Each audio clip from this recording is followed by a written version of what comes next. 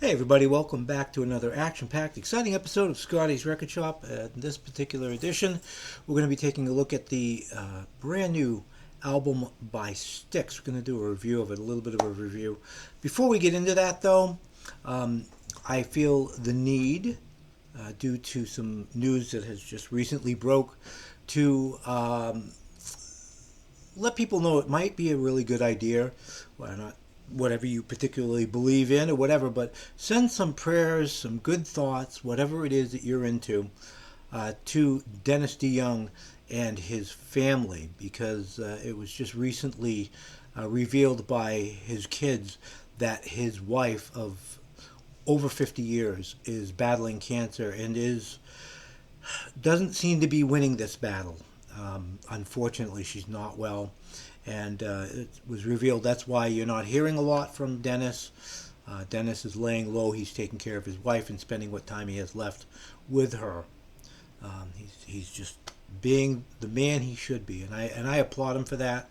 And if any of you, if any of you, most everybody life has been affected. Either you know somebody who's battling or has battled cancer, or you yourself have or are battling. So it's a subject matter that touches many, many, many people. So say a little prayer tonight for the DeYoung family, okay? Okay. Speaking of Dennis DeYoung is not on the new Styx album. Surprise, surprise. Now, this is an issue for a lot of you, okay? And I understand that. There are two camps. There are the Styx does not exist without Dennis DeYoung camp. I get that. I really do. And I'll be honest with you, for a while I was a part of that camp, kind of. I had a hard time transitioning from the Styx that was to the Styx that is, okay? He hasn't been in the band for over 25 years. So if you're one of these people who Dennis DeYoung and Styx or nothing, obviously this is not for you. You're not going to like anything that Styx has put out over the last 25 years. I mean, that's understandable and respectful. I respect that. There's a lot of us that I've grown into the fact, okay, Styx, Dennis DeYoung is not coming back. So let's look at what we have by Styx. Now, the first album that they put out, Cyclorama, I grow hot and cold on that one. I had a hard time when it first came out because it's not Dennis DeYoung, right? It's not Dennis DeYoung. It's not Styx. As time has gone on, I kind of like that album now too. It's dated in some respects because it came out in 2003 or something like that, and it definitely has that early 2000 vibe, But there's some, One with Everything. Come on, that is just an amazing song. But we're not talking about that album. We are talking about Circling from Above. This is right now, it's on, as of the filming of this, it's on a limited release. You can't stream this. You can't go to Amazon. You're not going to be able to get it unless you go to Styxworld.com, which is Styx's official website, or if you're at one of their shows, they'll be selling these there. Now, this is going to change on July 18th. It'll be on streaming services. It'll be available for sale on all of the major, your local record store will have it, from my understanding. Let's get into this. I've listened to this multiple times since I've had it, okay? I had very high expectations for this album because, I'll be honest with you, Crash of the Crowns is an amazing album. Even without Dennis DeYoung, my opinion, out of the albums that they've done in the last 25 years, Crash of the Crown is right up there with some of their best work. It's not their best work. I mean, it doesn't beat Pieces of Eight for me. It doesn't beat The Grand Illusion, but it's up there because it's a fantastic album. So I came into this with really high expectations. Build and Destroy was the first thing that was released off this prior to it being available on their website. And when I heard that, Lawrence Galwin, I thought this could be really good again. I'm really liking this. Then I got it. I'll show you what this thing looks like. There's your insert. I'm not going to pull this out. One of the beefs about this, I've watched a few videos before I made this one. I was kind of curious what other people were thinking about this. One of the universal gripes is that we don't know who's playing what on this. You know, Chuck Panazzo is here.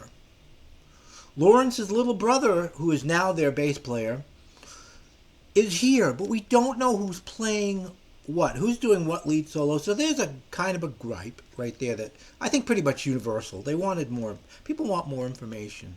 I don't like this as much as Crash of the Crowns.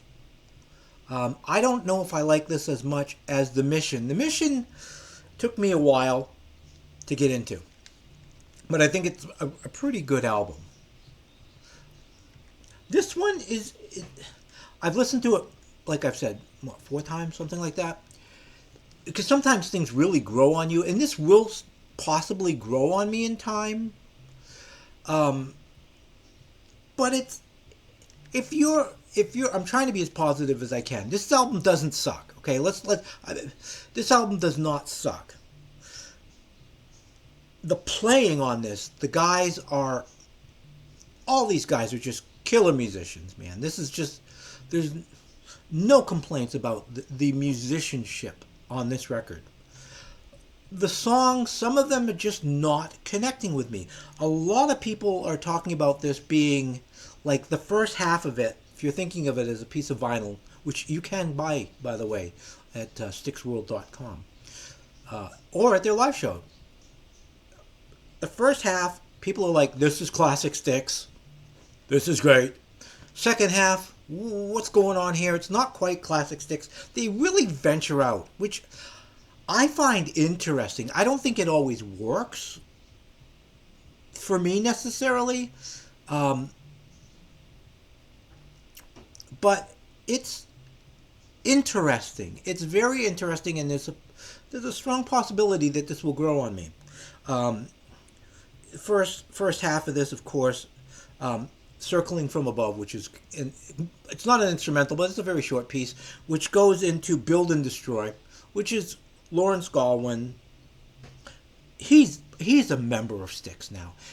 No disrespect to Dennis DeYoung, but Lawrence has been there for 25 plus years. He's a pivotal member of this group. He's a great keyboard player. He's not Dennis DeYoung. He's not trying to be. He's being him, and it does work. Michigan, Tommy Shaw. It's a pretty good song, right? I mean, I wasn't like blown away like this is the greatest thing I've ever heard. Then we get into, and I'm not going to do this to every single track, but King of Kings. Now, this kind of falls into a formula that we first saw on Paradise Theater with JY, okay, with James Young. You have this really kind of very overly processed JY singing really, you know what I mean, kind of like that. You know, mirror, mirror. Same thing. We've had this on more than one Styx album. We have it here again. And then along comes Tommy Shaw with the chorus that kind of, okay. For me, this is getting old. The song in itself is okay. It's okay. It's getting old. And with all due respect to JY, he was one of the 2. By the way, there are 4 lead singers in this band now. 4, okay, just saying that. JY was one of the original singers in this band, and he was the rock and roll singer in this band. JY really could belt it out, and he still an amazing, amazing guitar player. I'm not trying to crap all over JY. I think that in some ways it's good. I think they recognize his vocal ability has diminished. He's 75 years old. Understandable. And, you kind of have to cover that up a little bit. And, I get that. But that formula, the formula that we first heard on Snowblind, let's let it go, guys. Let's let it go. When we get into side two, we get into some really interesting stuff. At times, they sound like the Beatles, which happens a lot more on their albums lately. Not that that's bad. They have fantastic harmonies in this band. Wonderful singers for the most part. Tommy still sounds great to me. He's up there in age too, and he's still doing a really good job. Hats off to those guys. They have kind of Beatlesque kind of sound to some of the tracks, especially on side two. They go into Queen territory here, and I'm talking serious Queen territory where even, and again, we don't know who's playing the guitars, doing the solos, we don't know. Brian May all the way, right down to the tone of Brian May, the stylings of Brian May. Don't get me wrong, I love Queen. I love early Queen. Does it belong on here? Maybe. It does work. The song that is really primarily on, I kind of dig. It's kind of, my review is kind of weird because most people's reviews are like first half of this album, killer. Second half, for me, first half, it's okay. Second half, for me, it's better because it's more diversified. Not everything is a winner here. I think that this is definitely a step down from Crash of the Crowns. Very much so. Should you buy this? If you are, this goes without saying. If Dennis DeYoung, if Styx isn't Styx without Dennis DeYoung, obviously you're not going to buy this. So I'm speaking to all of you who are here now, and it's like, what's the new Styx stuff sound like? If you're into that, buy it. It's not a bad album. It's really not a bad album. I don't think you'll be superly disappointed. There are points where I think you're going to kind of scratch your head and go, okay. But I think overall, if I have to give this a scale to 1 to 10, maybe a 7.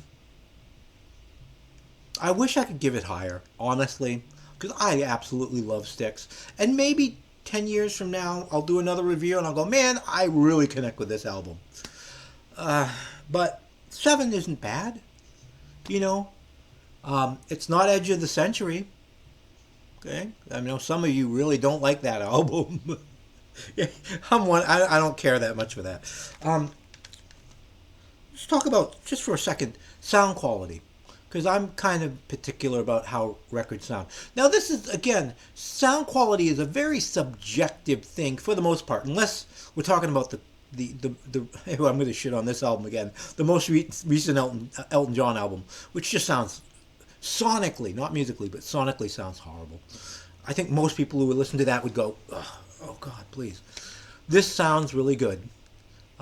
This does. Todd's drums are Todd's an amazing drummer. Todd's just friggin' great, and his sound is pretty much even on the last 3 albums. I don't see any big diverse change in his sound. I think the biggest diversity in this is some instrumentation. There's fiddles on this. But anyway, sound-wise, I think this is a good sounding record. I cranked it a couple times on the home system, and I think it sounded pretty good. Maybe I'm being nitpicky. Maybe a little heavy on the bass. But people like that, especially when they're listening to, I don't know where my earpods are back there. My little earbuds, Maybe you need a little more bass. Maybe that's why they did it. I don't know. I mean, it's still not bad. We have these knobs on our systems, most of us do, where we want more bass, less bass. We turn to a little knob, okay? Not a big deal. So anyway, I think this is a pretty damn good album. It's not as good as I hoped it would be, but if you're a Styx fan, I think you should probably get this album anyway, because I think there's more than enough redeeming value in this, okay? Okay. Again, don't forget to say a little prayer for the Young family. It would be helpful. They're going through a lot of hell right now. You know, whether you like Dennis or not, you may, you know, cancer sucks, people. In case you haven't noticed that. Alrighty. Thank you for watching this. As always, please like and subscribe. Share with your friends. Share with your enemies. Let them know that Scotty's Record Shop is back in town, okay, and back in business. All right, guys. Until next time, everybody. Peace and love.